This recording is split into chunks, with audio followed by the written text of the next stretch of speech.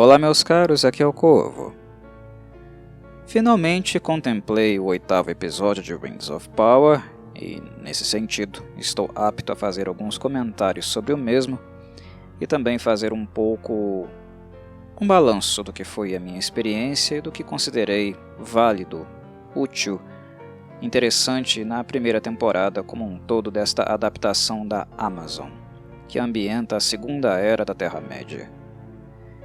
Bem, se alguém me perguntar sobre o que há de valor, de maior valor, na experiência da Amazon, eu diria que se trata de apenas um arco. Um arco de fato me convenceu, me trouxe bons elementos textuais, ideias interessantes, embora não originais, já que elas replicam dinâmicas entre personagens que veremos mais posteriormente na Terceira Era. Falo, é claro, da relação entre Gandalf e os Hobbits, mas o arco mais convincente para mim, muito em virtude de ter começo, meio e fim e um bom desenvolvimento desses estágios, desses momentos, trata-se do arco dos Hobbits. É um arco muito bom não apenas do ponto de vista literário, artístico, cinematográfico, mas também do ponto de vista, eu diria, empático, de boas mensagens, boas retratações e, de fato, um bom desenvolvimento de gênese, que de certo ponto foi, no caso, o grande objetivo da primeira temporada, construir algo, uma base sólida, para que futuramente, a partir disso, outras coisas possivelmente mais grandiosas venham a acontecer, a tomar espaço.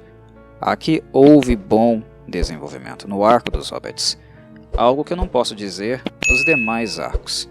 Se nós podemos citar arcos diferentes, nós podemos citar o dos Hobbits, que tem muito a ver principalmente com o início da relação entre Nori e Gandalf, o Homem Estrela Cadente, agora nós já podemos chamá-lo de Gandalf, ele é o cinzento mesmo, como muitos confiavam. Tem um arco que reflete basicamente Khazad-dûm, que na verdade não é um arco sobre Khazad-dûm, porque não houve um grande tema sendo trabalhado, desenvolvido lá. O Mithril apenas apareceu como possível salvação, digamos, dos elfos que queriam viver para sempre na Terra-média, mas esse tema não foi muito desenvolvido. Na verdade, o que foi desenvolvido lá em Khazad-dûm foi a relação, na verdade o resgate de uma relação entre um elfo e um anão, que é algo que espelha a trilogia dos Anéis, né? Então são questões, elementos muito nostálgicos, notem isso, percebam isso. A relação entre Elrond e Durin espelha a de Legolas e Gimli. A relação entre o Homem Estrela Cadente, Gandalf, e Nori espelha a relação que ele teve com Bilbo e depois com Frodo. São espelhos.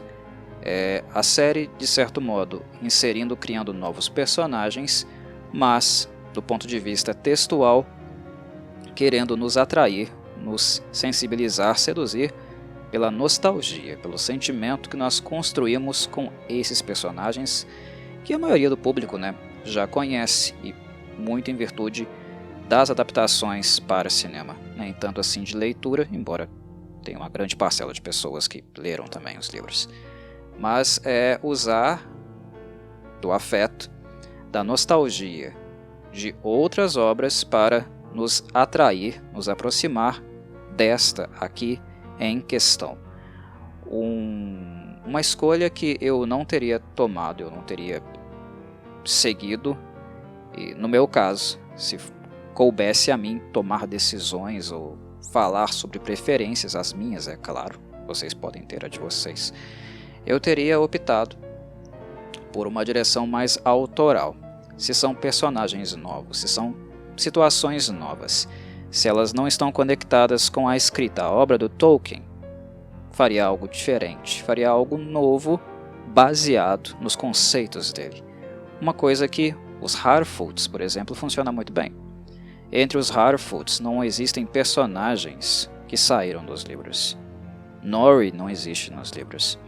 mas a retratação dos Harfoots e a maneira como a gênese de Gandalf na Terra-média, agora como uma criatura encarnada, né? Um Star encarnado, Star, um dos 5 Maiar, né? Se tornaram Star, seres encarnados, os magos da Terra-média. Essa ponte, essa relação, essa gênese do sentimento da empatia, interesse, amor que ele sente pelos hobbits foi muito bem desenvolvido, né? E isso requeriu o uso, referências do que eram os Harfoots, do que eram os hobbits da Segunda Era. Essa ponte foi bem construída. Por um lado, o conceito do Harfoot foi bem utilizado, e do outro, para puxar, resgatar esse elo entre o cinzento na Terceira Era com os hobbits, um artifício, uma aproximação dele com Nori foi feita pelos mesmos padrões. A parte conceitual de retratação dos Harfoots me agradou bastante, e eu gostei também do modo como Gandalf surge mediado por essa relação de amizade, de depósito de confiança, de ajuda, prestação de uma simples ajuda de uma criatura bem mais inocente, incapaz de se defender sozinha dos grandes males do mundo, diante daquele que não pode controlar seus poderes, que em termos de periculosidade representa algo muito maior do que ela, mas mesmo assim essa pequena criaturinha, a Nori, este hobbit, conseguindo enxergar algo de bom nessa criatura, perdida, sem saber falar, onde está, como se orientar, completamente sem sentido do porquê estar naquele lugar, do porquê caiu ali, ainda não ciente do caminho que precisa traçar. Tem algo de empático aqui, algo que está diretamente relacionado com os conceitos dos Harfoots e do Harfoot desviante. Esse desviante é o caminho que Bilbo, Frodo e os demais acabam traçando, mas é interessante como esse elo entre conceito em personagens novos e a gênese de Gandalf e da estima que ele tem pelos hobbits de maneira em geral, foi bem interessante como isso foi desenvolvido na primeira temporada. Eu gostei do desenvolvimento. Se vocês fizerem um recorte, assistirem apenas os Harfoots, os hobbits, em cada episódio que eles apareceram, só as cenas deles, façam esse exercício, tentem fazer isso em algum momento. Assistir só os Harfoots.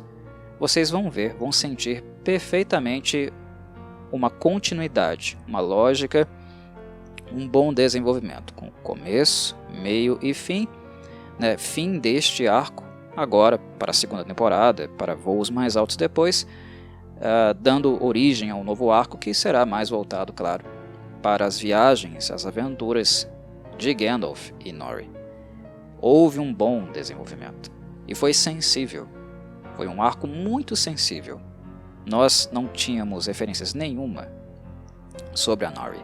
Ela espelha algumas coisas, traços do Bilbo, sim, mas não totalmente. Ela também tem elementos que são dela, né? E a Markella Kavanagh, a australiana que interpreta a personagem, também é uma atriz boa, que me convenceu nessa primeira temporada. De maneira geral, eu tenho pouco a reclamar do que o elenco apresenta. Eu já havia falado isso anteriormente. Normalmente o que prejudica o trabalho deles é mais o roteiro do que necessariamente suas capacidades. Eles não são ruins. O elenco em geral de Rings of Power não me desagradou. Mas enfim, em questão de arco, os hobbits eles são muito peculiares, especiais, criaturinhas muito pequenas, mas sempre capazes de grandes coisas e com grandes corações. A verdade é essa. E esse grande coração que os Harfoots, os hobbits, possuem, acabam sensibilizando nós, leitores ou telespectadores, de algum modo. E por mais que uma obra seja muito diferente dos livros, né, seja realmente uma adaptação, personagens sejam novos, quando o conceito do que é ser hobbit e do que é ser um hobbit desviante também é apresentado de forma coerente e bem desenvolvido, bem mediado como foi aqui, é quase impossível nós não gostarmos daquilo que assistimos. Se nós somos apreciadores de hobbits, bons hobbits nós temos aqui. Destaque, claro, para a Nori e também para a Poppy, que ficou incerto, né? Se vai a personagem, no caso, se ela terá uma continuidade nas temporadas seguintes, porque houve aqui um adeus, uma separação no final do episódio, como vocês possivelmente devem ter visto. Os demais arcos de Rings of Power, para mim, eles não foram satisfatórios, não no sentido de não terem tido de fato um fechamento, até porque algumas coisas são maiores do que uma temporada em si pode abarcar. É necessário um pouco mais de tempo, de fato, para colocar um prego no caixão de algumas temáticas, problemas que foram abertos, principalmente em relação aos Númenóreanos, né? A história deles vai continuar, né? O que a Palantir mostrou requer mais tempo de fato de desenvolvimento. A questão não é nem essa. A questão é o tempo que se gasta para introduzir personagens, apresentar o cenário e no final de uma temporada, digamos assim, aparecer uma certa correria, uma certa ansiedade para fechar coisas que não há mais tempo cronológico de relógio para desenvolvê-las de fato. Muitas apresentações, muitas dinâmicas, convivências entre personagens, principalmente entre elfos e Númenóreanos, foram apresentadas de maneira um pouco morosa durante a série, o que eu entendia perfeitamente, mas que acabam no final me desagradando bastante devido à decisão dos roteiristas de correrem para fechar algumas questões abertas no último episódio. Se você inicia uma apresentação, uma abertura de série, valorizando e apresentando backgrounds, conceitos dos personagens novos, das políticas, dilemas que estão ocorrendo no mundo deles, no lugar onde eles vivem, ok, se esta é a sua pretensão, a sua direção, se ela é morosa, digamos assim, se ela é mais calma, paciente, no sentido de construir o mundo, construa, não desista disso. Vá aos poucos, vá trabalhando aos poucos, para que no final a grande recompensa, de fato, chegue com qualidade. Que nós consigamos, no caso, olhar para o passado, vislumbrar tudo o que aconteceu e naquele momento clímax, ok, eu entendo perfeitamente, eu sinto perfeitamente o que está acontecendo aqui. Há impacto em mim. Eu acompanhei esses personagens, acompanhei esse cenário, desenvolvi algum senso, algum sentimento por eles. E agora, no momento clímax, no tardar, né, no explodir do momento, quando a catástrofe, a tragédia acontece, o que é a marca registrada da Segunda Era, né? Quando tudo desmorona, eu sinto alguma coisa por eles, porque eu acompanhei a história deles, eu vi esses personagens crescerem com o roteiro, com a direção morosa que a série pretendeu para eles. Mas o que o 8º episódio nos apresenta é uma correria para agilizar certas coisas que não foram bem conduzidas durante a temporada inteira. E vocês, claro, devem estar pensando, né, no surgimento dos Primeiros Anéis. O modo como foi conduzido, a direção que foi tomada, não é melhor que a do Tolkien. E também não foi tão paciente, detalhada como foi a do Tolkien. Ela poderia ser diferente da do Tolkien? Bem, como eu não gostei da relação que criaram na série entre Silmarils e Mithril, por achar que é um elemento muito elementar e que não pode ser mudado, não precisa ser mudado, essa relação ela é muito selvagem e meio sem sentido. Como eu não gostei daquilo, é claro que eu também não gostaria que a série alterasse os fatos relativos a como os anéis foram criados. Não gosto, não me interessa ver mudanças nesse sentido, porque elas não agregam em nada. O que foi escrito está bom, o que foi escrito é bom. E quando não se tem ideias melhores para tornar mais ricas as ideias do autor, eu não vejo sentido nenhum em mudar apenas por mudar. Vou fazer diferente porque sou eu que dirijo isso aqui, sou eu que escrevo o roteiro e eu quero deixar a minha assinatura. Não, você não deixa a sua assinatura.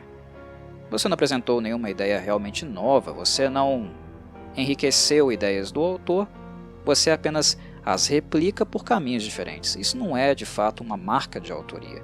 Então, mudar por mudar não é algo, a meu ver, claro, assertivo, mas muita coisa aqui foi mudada. E falo especificamente do caminho que escolheram para o Sauron, para apresentar o Sauron, e como ele levou os elfos a criar os primeiros anéis, os primeiros anéis do poder. Não é melhor que o livro.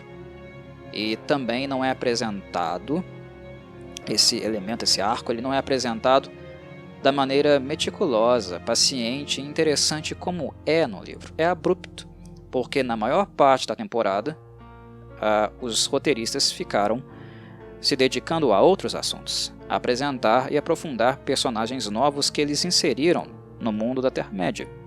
Ok, isso não tem problema, mas se vocês inseriram e deixaram de trabalhar questões relativas aos anéis e aonde os anéis apareceriam e levariam as questões do mundo, bem, o mais assertivo é deixar para a segunda temporada, desenvolver mais na segunda temporada, ao invés de correr com a situação toda e ela no fim acabar sendo apresentada dessa maneira pouco natural, pouco fluida, meio forçada como foi aqui. Os anéis eles são criados assim do dia para a noite. Artefatos de tamanho poder, de grande capacidade de alterar as nuances do mundo de Tolkien. Eles são muito importantes. E eles foram criados abruptamente do dia para a noite, com algumas imprecisões ilógicas de roteiro, que eu vou falar daqui a pouquinho, e porque a série, os roteiristas não se interessaram, eles não prestaram atenção, não foram assertivos o suficiente para criar um contínuo relativo aos anéis durante toda a temporada. Eles ficaram mais focados na relação entre o Halbrand, que agora sabemos que é o Sauron, e a Galadriel, que nem foi tão boa assim, também não gostei, e não focaram naquilo que era de fato o interesse, o ponto alto da temporada. Qual é o nosso objetivo? Quando a gente está escrevendo, a gente tem um objetivo, a gente tem um norte, onde a gente quer chegar. E a gente acaba escrevendo para chegar naquele norte, para chegar naquele ponto clímax da nossa história. É claro que algumas coisas vão acontecer durante a nossa escrita que eu posso levar a história um pouquinho para esse lado, aparecer uma coisa nova aqui que eu talvez possa desenvolver um pouco mais, mas mesmo que nós caminhemos em outros campos, outras possibilidades que a escrita, como uma coisa viva e criativa, abre para nós, nós não podemos esquecer do nosso norte e desenvolver a história para chegar no nosso norte. O centro, a mensagem central da temporada aqui, o que o último episódio nos mostra é o quê? Que o grande intento, o grande objetivo era chegar nos Anéis de Poder. Mas o que foi desenvolvido de fato para chegarmos aos Anéis de Poder? Foi fluido, foi eu diria, foi crível tudo o que aconteceu. Todos os caminhos, decisões tomadas, conversas entre os personagens, relações entre eles, caminharam de maneira lógica, tátil, para que os anéis fossem criados da maneira que foram. Não foram. Foi tudo muito abrupto e também muito artificial. A relação entre Nori e o Gandalf, o arco dos Hobbits teve melhor desenvolvimento nesse sentido. E é para isso que eu estou apontando. É por isso que eu estou elogiando aquele arco dos Hobbits e não esse, por exemplo, o arco dos Elfos e dos Humanos. Porque houve melhor desenvolvimento. A série tem momentos que o roteiro dá atenção a certas temáticas e as desenvolve até o fim. A dos Hobbits é a melhor delas. Mas outros elementos que eram importantes e o objetivo último a ser apresentado no 8º episódio não foram. Eles simplesmente foram jogados ali. Houve uma certa pressa em apresentar coisas que não foram desenvolvidas durante a temporada inteira. E isso é sinal de que obviamente, má escrita. Então, não tem como salvar muito o roteiro da primeira temporada, de maneira geral,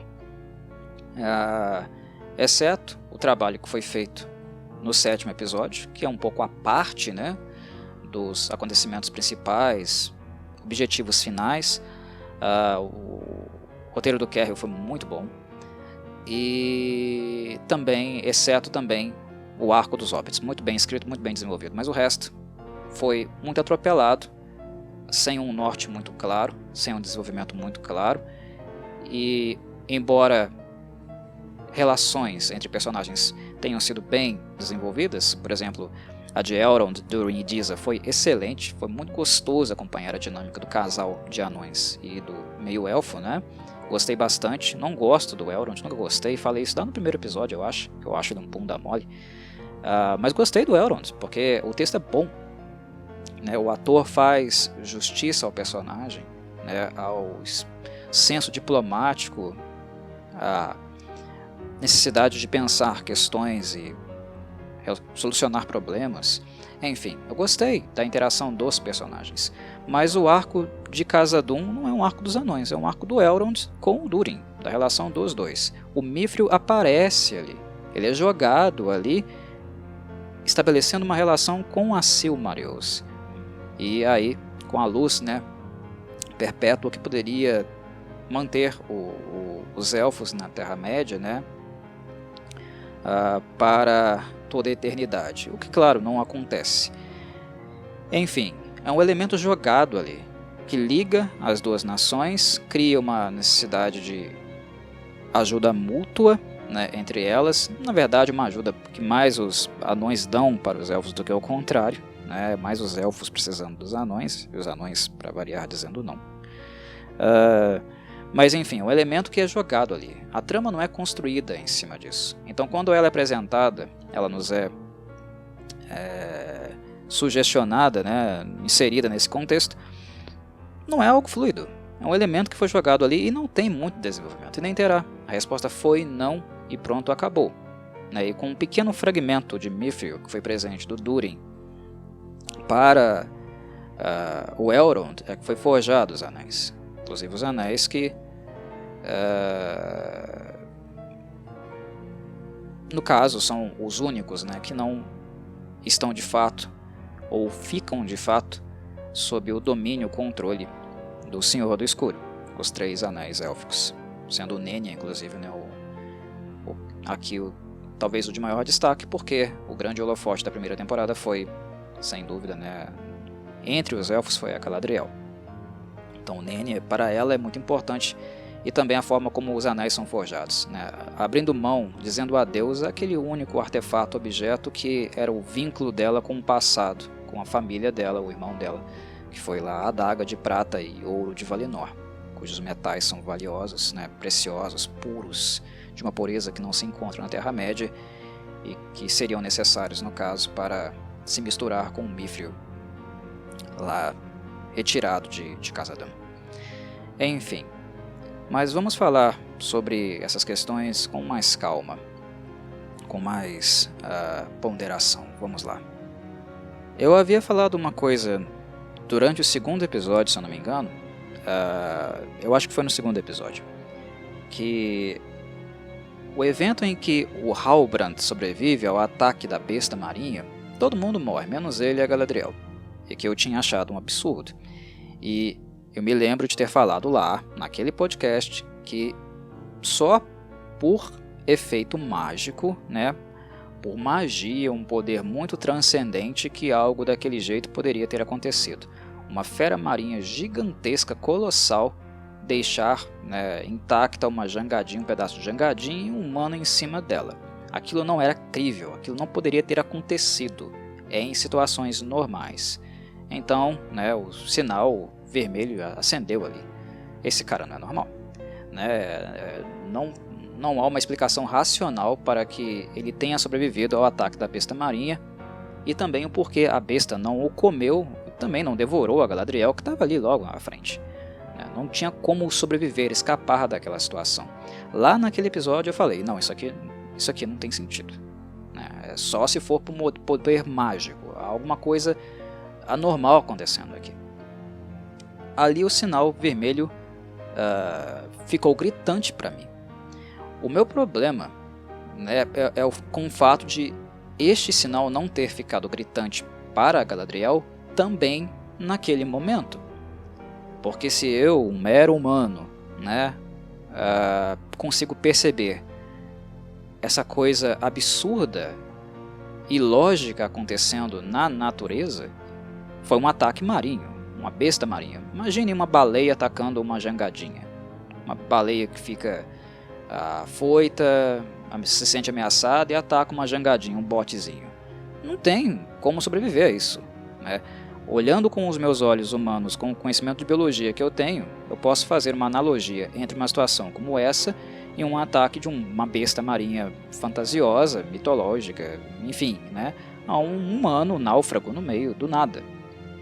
Isso é lógico, né?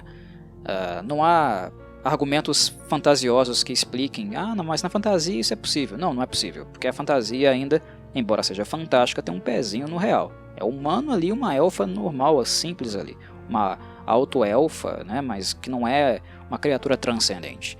Aquilo não poderia ter acontecido. Não tem lógica aquilo acontecer, mas aconteceu porque nós sabemos que o Halbrand é o Sauron. Se o sinal vermelho acendeu para nós, deveria ter acendido para ela, porque ela é a Galadriel, ela é a elfa, ela tem séculos de experiência inclusive lutando contra os seres das trevas. Ela conhece magia, ela veio de um mundo mágico.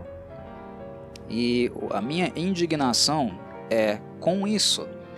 E uma coisa acontece aqui no 8º episódio também que me volta de novo, né? De novo eu fico muito irritado com a situação, que é o fato da Galadriel estar cavalgando com o Halbrand em direção a Eregion, né? Em direção ela foi de encontro ao Celebrimbor, né? Levou o Halbrand todo fodido para ser tratado, medicalizado com medicina élfica, que é bem melhor de fato do que a humana, mais avançada, né? Mas pensem comigo, usando lógica novamente. Há como um sujeito, um ser humano com a barriga aberta, cavalgar naquela velocidade, ou simplesmente cavalgar? Não tem como, meus caros. A pessoa vai sangrar até morrer. Não tem como, né? Se a hemorragia ela foi minimamente contida, o ferimento vai abrir de novo, a pessoa vai sangrar até a morte. Não tem como cavalgar com a barriga aberta. Não tem como, é impossível. É anormal. E, novamente, a minha indignação reside no quê? Não no fato de eu estar percebendo, no fato da Galadriel não estar percebendo. Isso me deixa revoltado, porque é uma retratação da personagem de uma maneira estúpida, mais estúpida do que o mais estúpido dos humanos, daquele humano que tem noção básica de vida, de sobrevivência. Ela está estúpida a esse ponto. Esse ser humano aqui não vai aguentar cavalgar com a barriga aberta. E se ele chegou a Eregion cavalgando desse jeito, alguma coisa normal está acontecendo aqui. Esse sujeito não é normal. É uma percepção que ela já tinha que ter tido lá na primeira experiência com o monstro marinho, e aqui mais uma vez. Não faz sentido a Galadriel não perceber.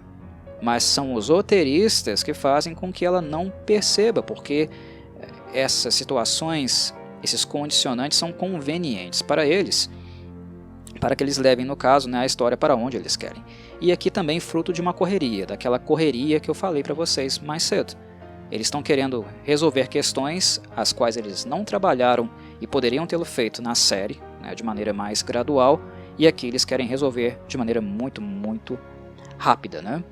Esse é um primeiro problema. Um segundo problema é relativo ao Celebrimbor, que acabou sendo um personagem muito estúpido de maneira em geral também na temporada como um todo. Isso é um problema. Retratar os elfos de maneira tão estúpida, tão rasa, tão imbecil, causa um sentimento de desgosto muito grande em quem conhece essas figuras históricas importantes do lore do Tolkien e sabe muito bem que eles não são tão asnos assim. Vocês devem se lembrar que nos livros, né, a Galadriel, o Elrond e o Gil-galad, não começam assim a confiar abertamente, né, no Anatar. No caso, no Sauron, né, no disfarce que o Sauron assumiu nos livros, né, o Senhor dos presentes, né, o Senhor dos dons. Eles não confiaram nele assim tão abertamente. Mas enfim, é diferente e eu vou entrar nisso daqui a pouco. Mas o que é Celebrimbor?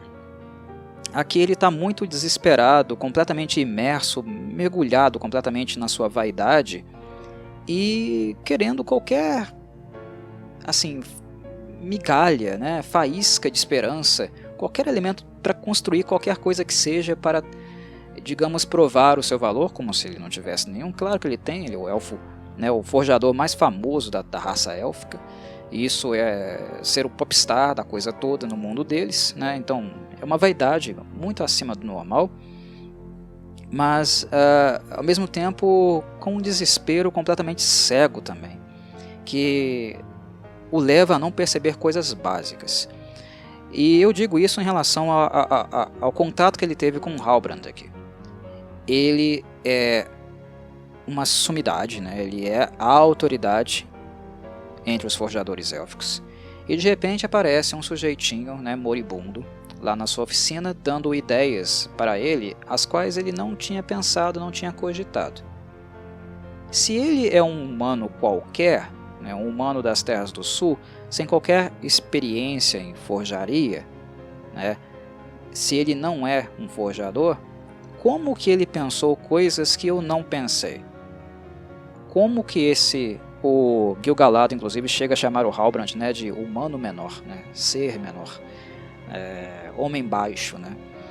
Gil-galad ele é bem xenófobo, né, em algumas situações, e ele estava bravo também, mas enfim, foi bem deselegante da parte dele, de qualquer modo. Mas ele chama o Halbrand de homem menor, mas também é um homem menor no sentido de não ter conhecimento de nada, né, não ter conhecimento da tecnologia, da cultura élfica, né, de todo o avanço da sociedade deles, né. Os elfos se acham mais evoluídos do que as demais raças, é fato. E o Gil-galad afirma isso quando ele está discutindo com o Celebrimbor, quando o forjador, no caso, está tentando convencê-lo a criar um item extremamente poderoso que seria portado por uma pessoa só. Mas essa é uma percepção, né, de que algo estranho estava acontecendo ali que o Celebrimbor deveria ter. E aqui está a imprecisão do roteiro, a imprecisão da mudança, a imprecisão na condução que os roteiristas quiseram criar. Porque na história dos livros, meus caros, não é assim. E nesse sentido, a história dos livros é muito melhor. Por quê? Porque o Sauron ele estava hibernando, né, por séculos. Depois da queda de Morgoth, ele deu um jeitinho de se sossegar, ficar escondido por um tempo, né, hibernando, saiu de cena, mas quando ele volta, ele não volta quebrando tudo, ele não volta arrebentando com tudo, porque ele sabia que estava em desvantagem e que teria problemas sérios se ele quisesse bancar o todo-poderoso Senhor do Escuro como o seu ex-amo fazia. A coisa não ia funcionar desse jeito. Então ele bolou um plano de ação. Os homens eram fáceis de serem corrompidos, é fácil tentar o homem. Promete-se riqueza, promete-se poder, e o homem cai como um patinho. Os homens não era problema para o Sauron, mas essa mesma artimanha, esse mesmo artifício não iria se repetir com os elfos. Você não conquista os elfos com poder, você não conquista os elfos com promessa de riqueza, até porque grande parte deles vivem eternamente, eles não se preocupam com a morte e não estão preocupados em ter posses, poderes muito cedo. Eles têm uma eternidade para curtir, para aprender, para explorar as coisas. Então as necessidades são diferentes. Então, o que o Sauron precisaria fazer para atrair alguns elfos para o seu lado? E caso não atraísse, o que ele poderia fazer para levá-los a ter alguns erros, pisar em falso e que isso criasse uma vantagem para ele? Prometer o que de fato é valioso para os elfos. Prometer o que de fato eles têm alguma ânsia em adquirir, que é conhecimento. Conhecimento. O maior tesouro para os elfos é o conhecimento. E eles querem viver para o todo sempre por causa disso, para continuar aprendendo, para continuar se desenvolvendo e se tornando criaturas também muito únicas. O valor individual para um elfo é algo muito forte também. E isso inclusive a gente vê no Celebrimbor. É um descendente do Fëanor e que quer se tornar grande como o Fëanor, ou até mais do que o Fëanor. Ser o Celebrimbor, não apenas o descendente do Fëanor, mas alguém que criou para si a sua própria imagem, se provou por suas próprias façanhas. E eles têm uma eternidade para tentar conseguir isso. E eles tentam seguir adiante, traçar esse caminho, para se provarem como criaturas únicas, especiais. E o conhecimento é o caminho, o elemento desse caminho que, de fato, os ajuda a atingir esse objetivo. É por esse caminho que o Sauron poderia seduzi-los de alguma forma. E ele não chega aqui num dia só e no outro foge os anéis como apareceu na série. Até porque conquistar a confiança dos elfos também é difícil. Eles não são tapados como a série retratou. É muito difícil convencer um elfo a fazer algo errado, porque o elfo normalmente é alguém muito atento, que pondera muito sobre cada situação. A série retratou algo muito importante neles, que é o quê? Eles demoram para tomar decisões, certo? Isso foi retratado. Ok, tá certo. Mas a série entra em contradição quando no final, no último episódio, no episódio climático, aquele que todo mundo estava esperando, eles começam a tomar decisões abruptas. Opa! Se elfo demora a tomar decisão, ele não pode tomar decisão abrupta, desse jeito. Ah, Corvo, mas a árvore estava morrendo, a luz estava se perdendo, o Gil-galad estava indo embora. Eles estavam desesperados. Sim, mas o próprio Gil-galad, ele tem inclusive um movimento muito interessante no episódio, que eu gostei bastante, que ele olha para o Celebrimbor e fala: uma coroa, um ser com todo esse poder para um ser, você tem noção da responsabilidade que é isso, do perigo que é isso? Essa postura do rei, do rei elfo, é uma postura de alto rei elfo. Ele está pensando elficamente. Não, uma criatura só no mundo não pode ter todo esse poder. Você não pode forjar para atingir apenas a sua vaidade, para se sentir bem, algo tão poderoso que pode colocar em risco o destino de outras criaturas. Ah, mas é você que vai usar, meu rei. Não interessa. Eu, como rei, tenho que pensar nisso também. E se esse item, esse poder tão poderoso fica centrado na minha pessoa, a maneira como impacta os demais, a maneira como deixa os demais dependentes de mim, isso é perigoso, Celebrimbor. Um item assim, ele não deveria ser criado, ele não deveria existir. Ninguém, nenhum ser, apenas um ser, poderia ter esse poder. Isso seria perigoso. E o Gil-galad está certo. Ele está sendo elficamente perfeito nessa consideração. Por quê? Porque uma criatura assim vem a existir no mundo da Terra-média, quem ela é? O Sauron. O Sauron com um anel.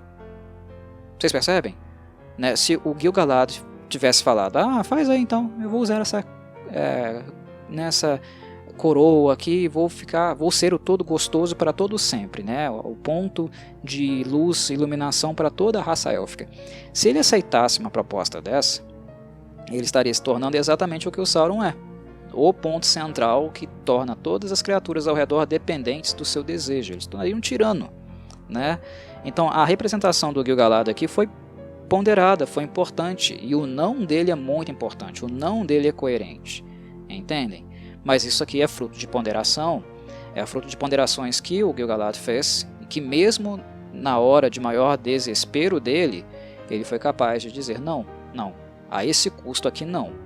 Se você tivesse me apresentado isso antes, se nós tivéssemos conseguido o Mithril com a luz enraizada, o fruto da luz da Silmaril, o Mithril, fizeram isso com o item, então felizmente fizeram isso, então é isso. Se vocês tivessem me dado a rocha, o metal que foi fruto da luz de uma Silmaril anteriormente, nós poderíamos discutir isso agora. Mas não, nesse momento a nossa raça está morrendo, ela está padecendo, as sombras estão tomando, dissipando a nossa luz, e nós temos que ir embora. E mesmo assim, um item como esse é muito perigoso de ser forjado. Ele diz não. E essa é a postura que se espera de um Gil-galad. Vocês me entendem? Então está coerente. É uma postura que vem de muita ponderação, de muita experiência. Mas de repente, né, um simples pedido, me dê alguns dias, me dê mais alguns dias, você me deve, meu rei, lá do Elrond. Essa ânsia de se provar, essa ânsia de criar algo maravilhoso, deixa de considerar tais ponderações. Essa é a representação, esse é o caminho que os roteiristas decidiram tomar na série. E é errado, é errado. Não porque o Tolkien não fez assim, porque os elfos não são assim. É por isso que é errado. Porque os elfos não são assim. Os elfos que são assim não são mais elfos. Eles se tornaram seres caídos. Eles se tornaram crias, né, filhos de Morgoth. Se tornaram os Uruk. Esses não são os elfos, esses são os Uruk. Elfos não se portam assim. E os alto-elfos nobres, como esses que nós estamos falando aqui, né, Galadriel, Celebrimbor, Gil-galad, e mesmo um meio-elfo como Elrond, é alguém importante, esses elfos não se portariam dessa maneira. Como que o Tolkien desenvolve isso nos livros? O Sauron, então, depois de despertar e perceber que humanos eram presa fácil, mas os elfos não, ele simplesmente foi viver no meio deles. Como um Maiar que ele é um Maiar. Né? Ele é um espírito primordial, uma criatura tão antiga como a criação. Uma das características, um dos poderes dele é o quê? É tomar outra forma. Inclusive ele usa esse poder para se passar pelo Halbrand aqui, né, na série. Então, só que nos livros ele não vira um humano qualquer, né, lá das Terras do Sul. Ele se torna um elfo, porque um elfo era o que ele precisava ser, não o que ele queria ser. O que ele precisava ser, ter a imagem de um elfo, né? Ser alguém que para os elfos poderia representar algum interesse, algum desejo, e que no meio da realização desses desejos pessoais dos elfos, ele poderia plantar a sementinha do mal, corrompê-los e dar vazão aos seus objetivos, que eram o quê? De criar os anéis, e anéis que pudessem ser controlados, corrompidos, inclusive seus portadores, né, por aquele que ele criaria depois no Monte da Perdição, que é o Um Anel. Então o Sauron se passou, né, pelo Senhor, Lord of the Gifts, né, o Senhor dos Dons, o Senhor dos Presentes, e passou a viver com os elfos, lá no meio deles. Né? E o que ele levou? Aquilo que eu falei, aquilo que é importante, aquilo que é prezado pelos elfos, conhecimento. Conhecimento que eles não conheciam. E por que não conheciam tanto assim? Porque o Sauron é um Maiar, ele é muito antigo, ele é um espírito primordial. E os Maiars estão entre as criaturas da criação que ajudaram inclusive com a própria criação. Né? Só que ele era um Maiar, né? E ele foi corrompido pelo Melkor, pelo Morgoth, se tornando assim um Maiar, né? Que seria, né, um espírito primordial caído. Né? Basicamente, ele é muito antigo, então ele tinha muito conhecimento para oferecer, conhecimentos dos quais até mesmo o muito versado, erudito Celebrimbor não possuía. E é essa junção de conhecimentos que ele não passa apenas por Celebrimbor, mas também para os demais elfos, né, que o auxiliavam, que é isso que cria os anéis, né, os anéis do poder. É fruto dessa experiência, desse contato, dessa troca de experiências e conhecimento entre essas duas principais figuras, Anatar e Celebrimbor. E foi um processo muito lento. Ele conquistou o Celebrimbor, em virtude dos desejos que o Celebrimbor possuía e que ele tinha condição de atender. E assim com outros elfos também que viviam no meio deles, em Lindon. Né? A Galadriel não foi seduzida por ele nos livros, o Elrond também não e o Gil-galad também não. Eles desconfiavam dele, eles nunca confiaram plenamente nele. E um outro ponto aqui, né, é que a história, no caso o roteiro da série acaba se desviando, da criação, né, dos anéis, de todos os anéis. Na música do fim, quando os créditos começam a subir, né, na tela, a musiquinha lá no fim relembra, né, do número de anéis que foram criados. 3 anéis para os reis élficos sob o céu, 7 para os senhores anões em seus salões de pedra, 9 para os homens mortais condenados a morrer, 1 para o Lorde das Trevas em seu trono escuro. A percepção da traição acontece na literatura quando o Sauron cria o seu Anel e vincula todos os demais anéis sobre o poder deste um. É aí que a percepção acontece, é aí que o clique, o estalo acontece, porque os portadores sentem, né, essa influência. Os elfos não são facilmente influenciados, inclusive eles acabam criando os 3, que são os 3 famosos, né, para ficarem livres dessa influência. Os anões, eles não sentem tanto a influência do Um Anel, mas eu digo assim, influência no sentido do Sauron controlar a mente deles, né, torná-los marionetes. Não acontece assim. Mas o efeito do anel, do 7 dos Senhores Anões, o efeito do anel sobre eles é amplificar uma característica que já era problemática nos anões, a ganância. Eles se tornam muito gananciosos, e ganância leva à ruína. Nos 9 dos homens, é como diz o verso, mortais condenados à morte, né? E inclusive há uma experiência de além-morte, já que eles se tornam depois os espectros, né? Os Nazgûl. Enfim, o anel é forjado depois desses anéis. A série leva os acontecimentos, os fatos, a forja dos 3, mas os outros anéis não aparecem, né? A princípio, tudo dá a entender que eles serão criados a posteriori, que também é uma grande diferença em relação aos livros, né? Eu não sei como os roteiristas também vão fazer para justificar essa decisão, porque quando o caldo entorna, ele entorna, não tem como voltar mais não, tá? Os anões não iriam abrir mão dos seus anéis, e não abriram, assim como os humanos, porque os anéis, eles prometem o que eles cumpriram, poder, uma grande sensação, prazer. Então, os portadores acabam sucumbindo ao poder dos anéis, porque também os anéis desenvolveram uma relação de dependência muito forte neles, a nível mental, né? Mas para corromper, dominar e ampliar, né, com sucesso o seu domínio, era necessário que eles fossem criados antes, porque a criação do Um Anel, né, o anel para controlar todo o resto, né, todo o restante dos portadores, era o checkmate. E não foi dessa forma como as coisas foram conduzidas aqui. Os 3 dissidentes, os 3 que não eram para ser controlados, não receberem essa influência, é uma resposta para a catástrofe, quando ela já tinha acontecido, quando um anel já tinha sido criado e vinculou todos os demais ao seu poder. Cadê o resto dos anéis? Né? Os 7, os 9, cadê? Onde eles estão? Não gostei. Até porque a série termina abruptamente e não responde essa questão. Até porque eles vão, obviamente, né, eles vão tentar trabalhar isso posteriormente.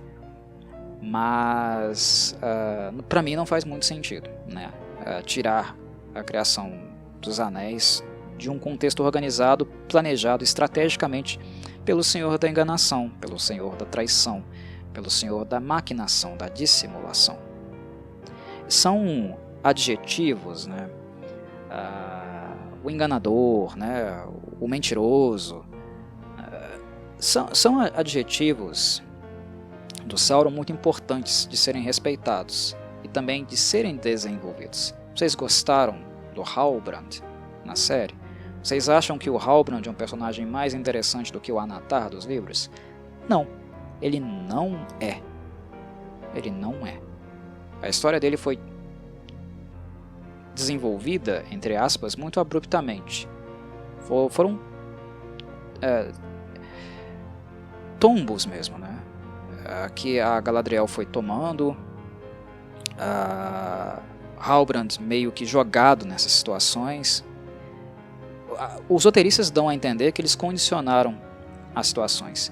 A Galadriel enfrentar um inimigo em comum do Sauron, que é o Adar. De fato se comprova que o Adar era um opositor a ele, né? Então ele não mentiu. Mas isso justifica a escolha do Sauron do ponto de vista conceitual para a criação dos anéis? Não. Não justifica.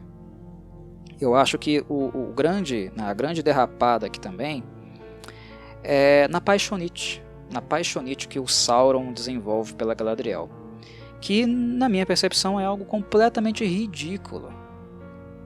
Meus caros, nós estamos falando de um Maiar, tá?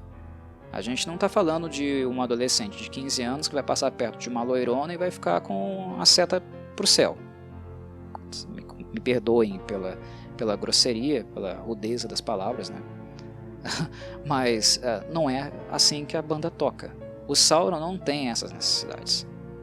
Ele é um espírito primordial, ele é um Maiar, ele é uma criatura transcendente, ele está acima disso.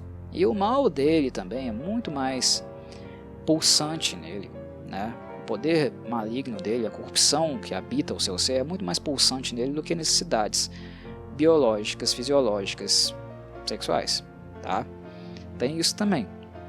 E a série conduz, né? Ela força uma pseudo-paixonite.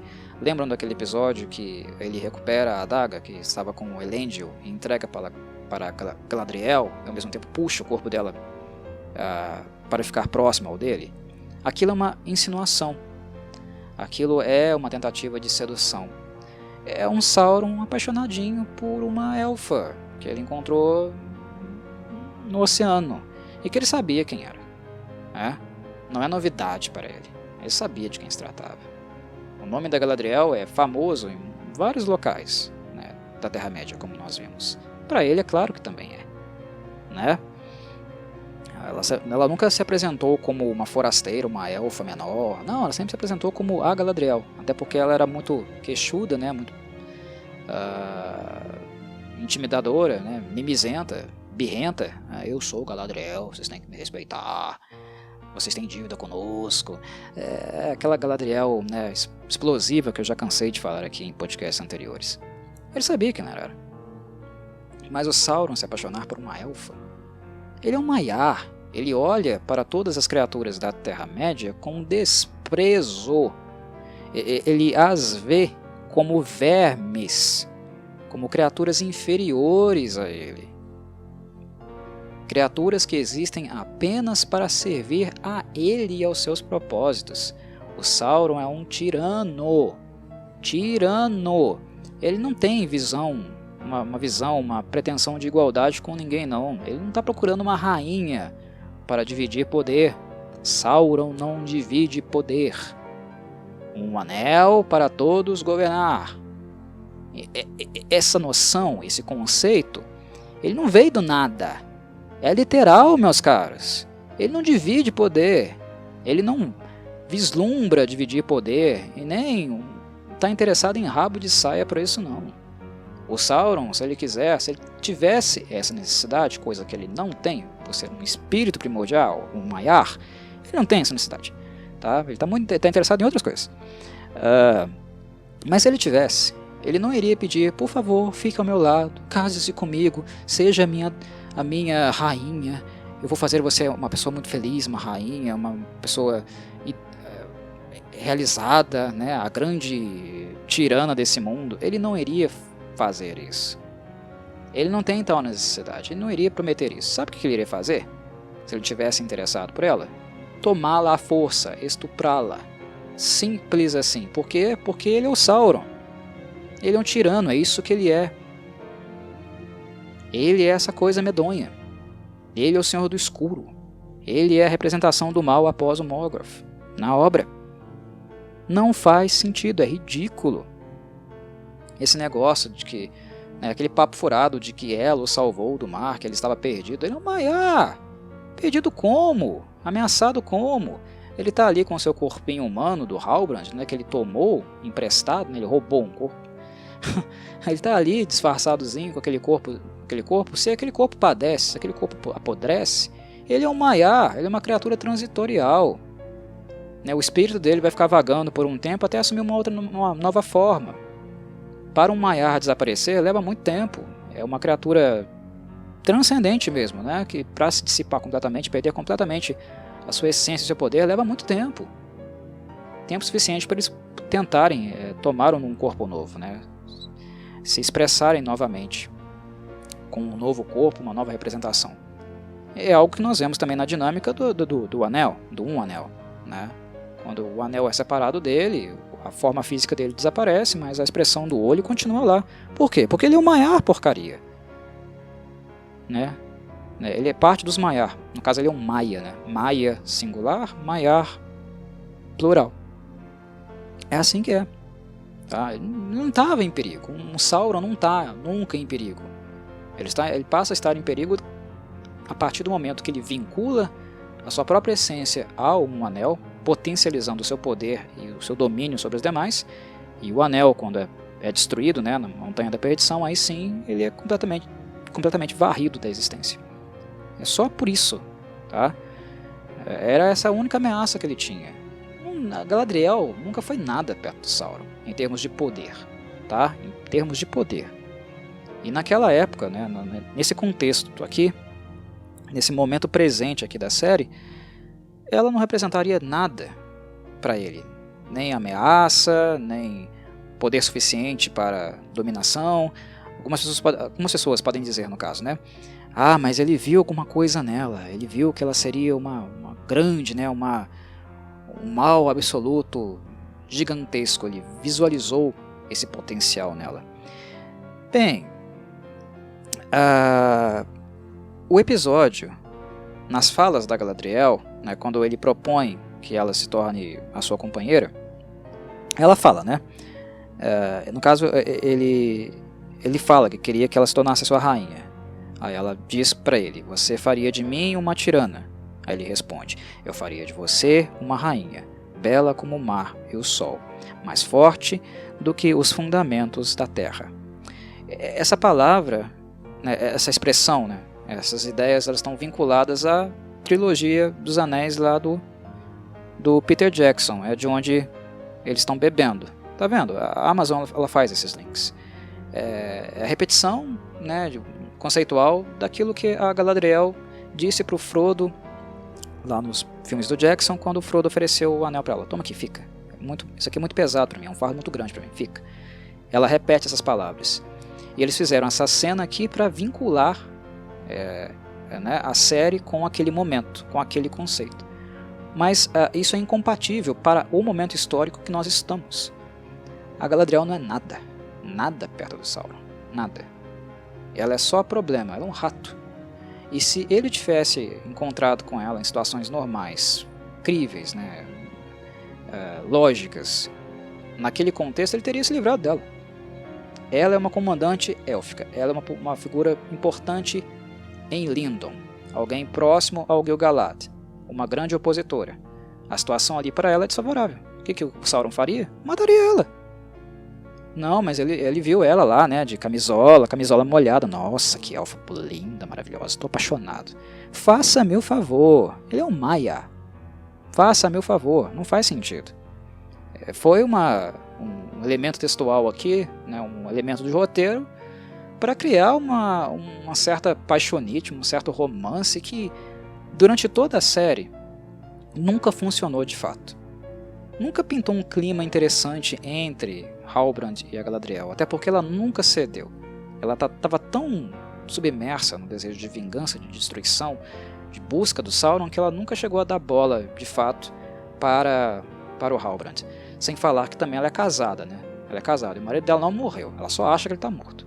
Nós sabemos muito bem que ele não morreu. E elfos, assim, ficam viúvos num dia e começam a pular na cama de um monte de gente no dia seguinte, não, tá? Eles levam os vínculos amorosos, afetivos deles muito a sério. O luto deles é muito longo também, né? Até isso é longo nos elfos. Eles ficam enlutados por muito tempo. Não é assim, né? Você me puxou para perto de você e eu fiquei gamadinho em você. Não é assim não. Não é assim não, né? Enfim, não faz sentido. Esse elemento textual aqui simplesmente não faz sentido. Eu acho que eu já fiz o meu ponto. Uma coisa que é interessante na conversa dos dois é o retorno a algo que o Adar já tinha falado, que o desejo do Sauron, o Sauron no caso, a busca dele, no momento que o Sauron no caso se transformou no irmão da Galadriel, entrou na mente dela e começou a conversar com ela, ele fala, na figura do irmão dela, né? Sob a figura do irmão dela. Sauron buscava um poder não para destruir a Terra-média, mas para curá-la. Enfim, essa fala vai em direção a considerações que o Adar já tinha feito. Tá? E é a reafirmação disso. Mas a reafirmação de que, para o Sauron, o mundo gira ao redor dele. Ou tem que girar ao redor dele. É a fala de um tirano.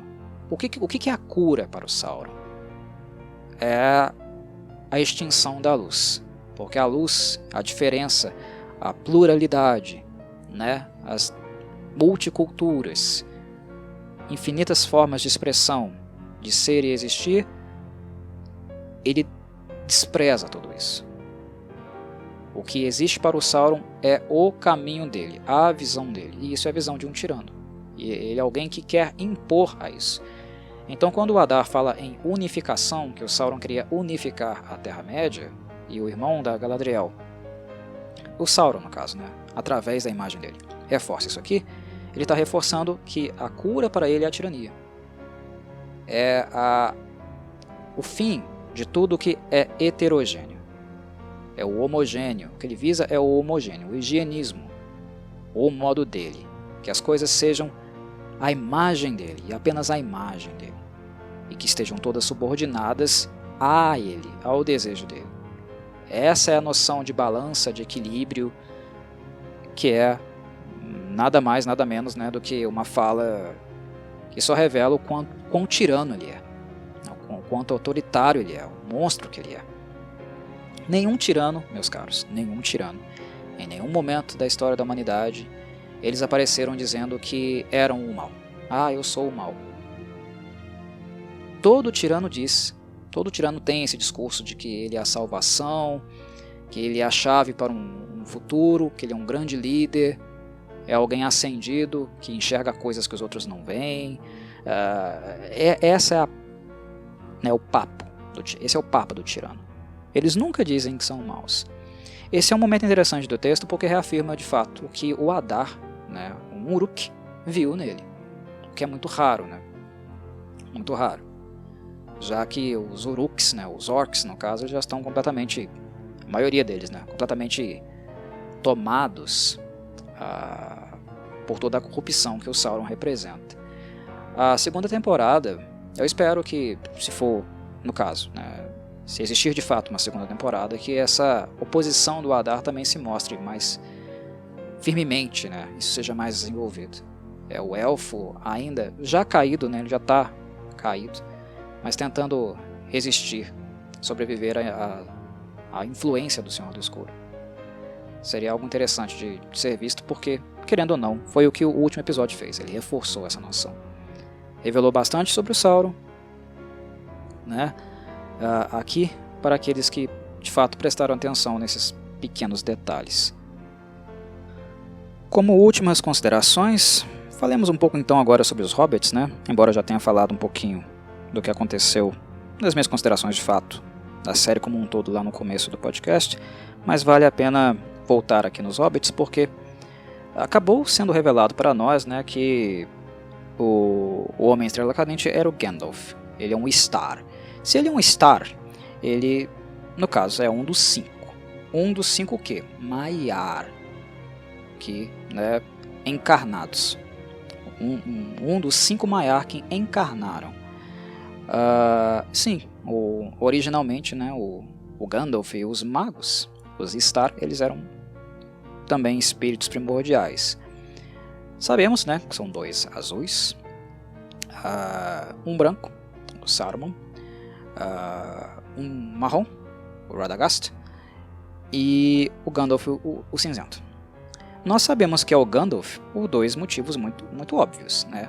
Por causa do modo como a trama foi construída, de modo a aproximá-lo, né, dos Hobbits, e desenvolver também sua bússola moral, levando em grande estima os hobbits, no caso a Nori especificamente, também a Pop, que muito ajudou nesse processo, e também devido às últimas palavras dele, né? Quando na dúvida, Elanor Brandyfoot, sempre siga o seu nariz. É uma frase, né? Uma consideração clássica. É uma trademark, digamos assim, do Gandalf. É o Gandalf, né? E faz todo o sentido, né, ser o Gandalf. O arco foi construído para isso e ele fechou perfeitamente nesse sentido. Fez as citações quando era útil fazer, quando fazia sentido fazer. Não na paixonite da Galadriel e do Sauron. Não. Ali não fazia sentido nenhum fazer citações, porque a cena em si é patética. É inexplicável alguém pensar, cogitar essa possibilidade. Mas aqui, né, com um personagem novos e nesse vínculo entre Gandalf e eles, né, hobbits, faz todo sentido fazer essas citações, fazer esse vínculo. Ele não falou, eu me chamo Gandalf. Ele falou, né, quando na dúvida, Elanor Brandyfoot, sempre siga o seu nariz. Isso é Gandalf, né? Se a gente pode imaginar, por exemplo, frases sinônimas do nome Gandalf, essa é uma delas. Não precisa dizer o nome. Falando isso, dizendo isso para ela, em um momento, né, uma cena bem construída que faz sentido, é mais do que o suficiente. Enfim, então foi revelado que ele é um Star. Um Star, né? Tem esse sonzinho puxado, né, de X no começo. Star. A confusão das três estranhas, aqui no caso faz sentido, né? Faz total sentido por quê? Porque por ele ser um Star, ele é um Maiar. O Sauron também é um Maiar. E elas estavam procurando o Sauron. Logo, elas estavam procurando um Maiar. O que eu achei interessante foi, no caso, né, o fato de uma delas também revelar, possuir o poder de se modificar, né, de se transformar, algo metamórfico. Nesse episódio ela tomou formas mais de uma vez, né? É um poder que os Maiar possuem, mas eles não podem fazer assim, né, a qualquer momento, sempre quando eles desejam, não. Tem um limite desse uso, mas aqui ela usa várias vezes, né? Ela se faz passar pela Nori logo no início para atrair a atenção do Gandalf, e no final também ela se faz passar por ele. Ela fica mudando de forma, né? A baforada, aquela baforadora de fogo, ela fica mudando de forma, e nós descobrimos também, né, que essa irmã do Eminem é uma Maiar. Obviamente ela é uma Maiar, porque dado aos poderes que ela possui, as características, os traços que ela possui, ela definitivamente é uma Maiar. Os Maiar, eles são muitos, né? A gente volta para pesquisar e verificar nos registros da obra do Tolkien, eles eram inúmeros. E ele não deu nome para todos eles, né? Porque eles eram muito, muito numerosos mesmo. Poucos têm nomes. E apenas alguns deles de fato são nomeados, né? A gente sabe que o Sauron é um. Ele teve vários nomes, mas ele é um. Os Star também são outros. E é interessante, de certo modo, ver outros Maiar aparecendo, né? Ver uma Maia como essa aqui, que muda de forma, que domina o fogo. É bem interessante, porque muitos são apresentados na mitologia do Tolkien, fala-se sobre eles, mas a gente não vê eles na prática. Fazer algo que o autor não mostrou, não desenvolveu, colocar mais alguns na história, eu não acho nenhum problema, né? Inclusive há, né, suposições, indicadores que talvez o Balrog, né, ele seja o Maiar caído, mas não há nada que comprove o fato. Pelo menos eu não me lembro de nada disso na obra do Tolkien, não. Mas dar a oportunidade para que nós vejamos expressões de outros seres e seres antigos na obra, eu acho uma boa. E aqui, querendo ou não, a confusão delas acaba se justificando, porque é plausível, né, que no caso elas são um Maiar. Talvez elas deveriam ter notado a corrupção, né, no espírito dele, ter sentido essa corrupção, coisa que no caso no Gandalf não há, no Sauron há completamente. E isso fica um pouco estranho. Um Maiar, confundir um Maiar com um Maiar, um espírito que não foi corrompido, eu acho que é estranho. Porque se nota, né, na natureza, na essência, quando uma criatura é caída ou não. Mas a confusão delas acaba fazendo sentido porque, querendo ou não, ele caiu, né, esse movimento de queda dele é profético. Eu creio que isso vai ser melhor desenvolvido na segunda temporada, caso ela exista. Mas enfim, é algo que vincula de fato essa procura, essa busca pelo Senhor do Escuro e a confusão com Gandalf no caso. Então achei interessante, mas achei mais interessante mesmo pela possibilidade mesmo de entrar em contato com outros tipos, né, de Maia no caso. Bem, as palavras delas são indicadores de fato da essência daquele ser que elas procuram. Quando elas estão tentando convencer o Gandalf de que ele é o Sauron, naquela confusão que elas fizeram, elas falam sobre fogo, sobre sombras, sobre grandeza, sobre escravidão e destruição. Tudo junto. Sou grande, você é grande, você está destinado a algo muito grande. Mas é uma grandeza relacionada ao fogo, à destruição, à escravidão. E essas palavras ecoam muito forte no personagem, no Gandalf no caso, porque ele sentiu esse sabor anteriormente. Quando ainda não capaz de dominar completamente seu poder, ele representou um risco, um perigo para os demais hobbits, né? E as palavras das três Maiar, isso impacta bastante ele, né? Porque é um retorno daquela sensação de ser um risco para os outros. Então, por um momento, ele quase se convence de que o destino dele era de fato aquele. Mas eu acho bem interessante também no arco, né, na reaparição dos hobbits, né, da Nori, da Pop, depois o momento que a Nori vai falar com ele, que mesmo durante aquelas falas, né, o quanto as palavras anteriores da Nori impactaram ele profundamente, né, como ele foi impactado. Você está aqui para ajudar. Você não é mau. Há um conflito muito claro na cena, naquilo que a Baforadora e as demais comunicam a ele e naquilo que ele sentiu para além disso na curta experiência que ele teve com a Nori. Há um conflito. E o que nós vemos em cena é de fato um personagem em conflito. Eu gosto muito também da atuação aqui, porque claramente a gente nota que ele está muito angustiado. É como se ele reconhecesse a natureza do seu poder, mas ao mesmo tempo não quisesse aceitar ou estivesse em grande sofrimento de ter que aceitar aquele destino, na medida que uma pequena criatura, uma coisinha pititinha como uma hobbit mostrou para ele que o caminho dele não necessariamente tinha que ser aquele. Você veio aqui para ajudar. Aquela conversa anterior fez muita diferença aqui, impactou o personagem muito forte do ponto de vista emocional. E ela reforça isso depois, né? O fato dela estar ali, ter ido atrás dele, ter reafirmado a amizade, tudo isso faz muita diferença. As palavras dela aqui fazem muita diferença.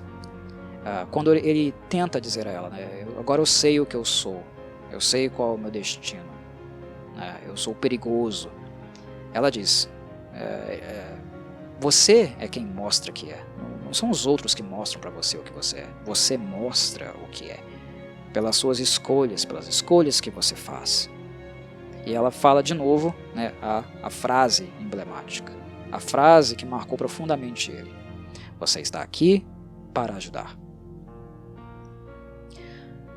Isso é muito interessante no oitavo episódio. Talvez, no oitavo episódio eu acho que foi a única coisa que eu de fato gostei dele. Porque o que acontece aqui tem vínculos, links com coisas que aconteceram no passado, mas um bom desenvolvimento, um caminho foi construído para chegar aqui e isso ser reforçado. Não foram coisas abruptas como nos outros arcos. Flui naturalmente, flui muito bem. E é bem emocionante também, né? É emocionante esse momento, esse contato decisivo da Nori com ele, abrindo os olhos dele, né? Sobre fazer escolhas. As suas ações é que determinam o que você é, não a sua suposta natureza. Como também é um arco muito interessante, um fim de episódio muito interessante e emotivo nas despedidas depois que acontecem, né? O reconhecimento dos pais da Nori eu acho fantástico. Porque uma coisa é ela simplesmente fugir de casa, ou ir à força. Outro é ela conseguir legitimidade através das ações dela, do que ela fez, o que vai de encontro com as coisas que ela disse para o Gandalf, né? Ela disse para o Gandalf. Vai de encontro àquilo. Ela conseguiu essa legitimidade com ações. Ela se tornou alguém para os pais, que aos olhos deles no caso, é alguém para o mundo e não apenas para a trilha, nas ações dela. Foram conquistas, pequenas conquistas, que não foram fáceis, que demandaram dela também, né, lágrimas, dores, nesses dias que ela passou com Gandalf no meio da sua pequena comunidade, batendo de frente, né, fazendo algumas travessuras que causaram para ela danos que poderiam ter sido danos permanentes, né, eles ficaram para trás, eles poderiam ter se separado da trilha, o que poderia significar morte para ela e para a família dela. Pensem no peso, né, que ela carregou nesse pequeno intervalo. Tudo isso aqui é muito emblemático e bonito. É bonito quando os pais dela, né, o Largo, o pai dela, vira para ela e fala: você pode ir, ele precisa de você. Você é parte de algo maior agora. O seu lugar é lá fora. Antes, essa visão de um hobbit desgarrado era um hobbit morto, um hobbit sem vínculo com a cultura, alguém para ser descartado, desprezado. Um hobbit menor, um Harfoot menor. Agora não. Isso virou completamente. Mudou completamente. É alguém tão valoroso que o mundo necessita. E não apenas o grupo, não apenas a pequena comunidade. O mundo precisa de uma pessoa como você. E ali está um mago. E ele, você é tão importante, você faz tanta diferença que ele, alguém como ele, precisa de você. Isso é lindo. É lindo como a coisa muda. Como tudo muda a partir das escolhas que a personagem fez. E é isso que também cria aquela coerência das palavras que ela mesma disse para o Gandalf, quando ele acreditava ser algo que ele não era, apenas por causa da ancestralidade dele, da essência dele, do que ele era antes, de onde ele veio, né? É muito bonito. Aqui eles se abraçam, né? Choram. É muito humano. Essas cenas são muito humanas, né? São cenas que nos vinculam emocionalmente com os personagens, mas porque houve desenvolvimento, um tratamento com muito carinho, é o que faltou nos outros arcos, né? É carinho, coerência, atenção. A Pop falando, né? Porque todos que amo vão embora. Nossa, quando ela disse isso, doeu. Em mim doeu. Machucou. Por que machucou? Porque a história, o roteiro do arco, fez com que isso fosse possível. Eu sei da história dela. Eu sei quantas pessoas ela perdeu. Que ela é órfã, que ela perdeu a família, que a família ficou para trás, que a família saiu da trilha.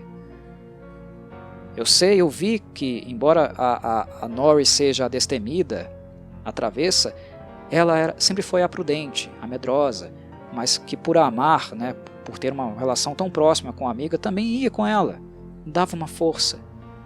Eu vi o esforço da personagem, e agora na separação, ela falando isso, porque todos que eu amo vão embora, essa pergunta, dói no coração. Dói no coração porque tem historicidade, e é uma historicidade sensível. Eu passei a me importar com a personagem porque o roteiro me fez íntimo dela e a condução também ajudou de fato a chegar nesse momento de maneira ponderada, assertiva, com bom desenvolvimento. É muito lindo, é muito lindo. O final do episódio é muito lindo, né? A despedida do Sadok também eu acho bem interessante, né? Porque ele sempre foi o guia deles. Ele é aquele que abre a trilha, que conduz. A mudança dele, né? A aceitação do fato de estar prestes a sair da trilha e encontrar a esposa, né, que o aguarda. E os últimos momentos dele, inclusive, sendo, né, um momento com contato direto com a luz no rosto do Sadok. É linda aquela cena. Porque até então eles estavam na noite, simbolicamente e metaforicamente falando, na escuridão, lidando com os seres da escuridão. Com aquelas três estranhas, né? As três Maiar. O sol nascendo, ele morrendo, né? É poético e ao mesmo tempo triste, emocionante. O arco dos Hobbits, meus caros, é o que faz valer a pena a primeira temporada. Não é uma temporada para quem é fã dos escritos do Tolkien, não aceitam os escritos. Não é uma temporada para quem é fã de cinema e TV e acha que vai encontrar aqui uma obra de arte, não é. Mas o arco dos Hobbits, ele é totalmente Hobbit. É o acerto, é onde eles acertaram a mão. Um ponto, um arco de 4. Pouco.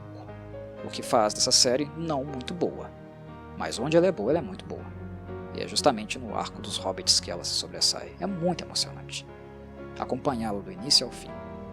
E, para mim, foi justamente esse arco aqui que fez valer a pena toda a trajetória, a jornada da primeira temporada. Valeu a pena. Apesar dos apesares. Isso é tudo. Um abraço a todos. E saudações Corvides.